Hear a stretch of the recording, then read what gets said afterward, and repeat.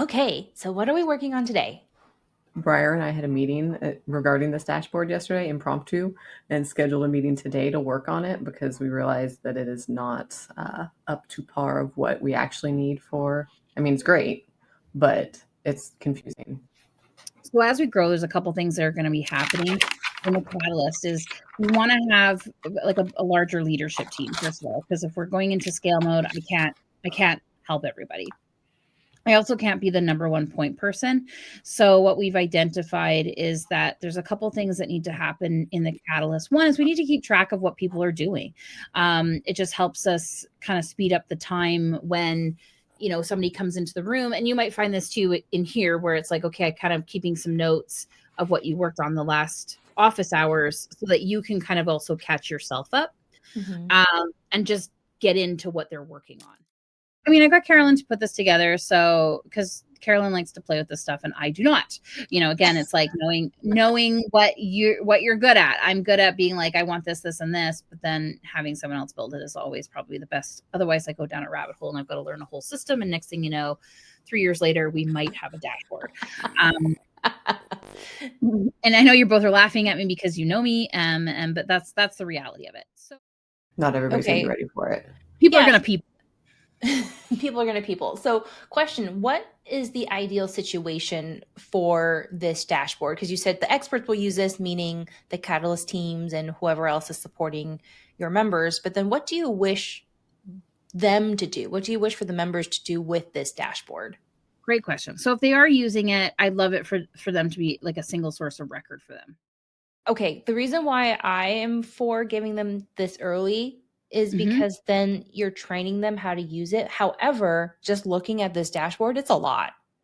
It is a lot. It is a lot. So how could we have our cake and eat it too? But I'm not saying that you have to give them to them the first day. I'm not saying I'm right, but I'm just like gut feeling operationally, this is where I would go so that they are trained to know where to go as early as possible. But when that is, then I like the about the catalyst and then the about you. Like week 1 is them about the catalyst, and then week 2 is about them. And that's when you would introduce the dashboard.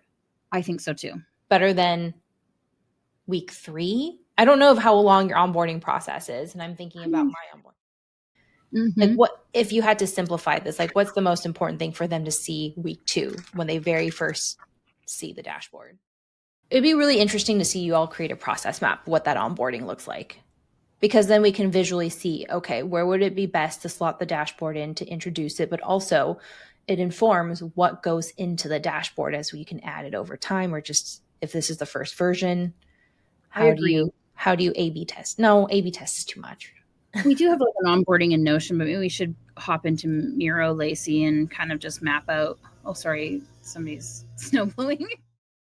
Okay, so the reason I'm just sharing, this is an arbitrary process map that we've created for our clients, but if you do this, it really helps me then see.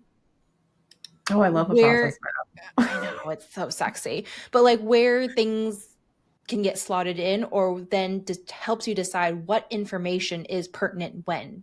But then I also can play devil's advocate. Like if you are about adding information over time to the dashboard, then does that put more work on your team that's unnecessary rather than put the whole template in Notion in there, right? So it's like there's pros and cons, but until I really see what that process map looks like, so this is what we have. I'm just sharing you as an example. This is what we had for our done for you, or every client had this dashboard, no matter if they were done with you or done for you. And it was very rudimentary because that's what they needed. They just needed to see when we were delivering things and recording of information. But the reason why I'm showing you is because they actually used it because they could see what was next and what was coming up. And I'm wondering if, like I said, this is so basic compared to what you all had.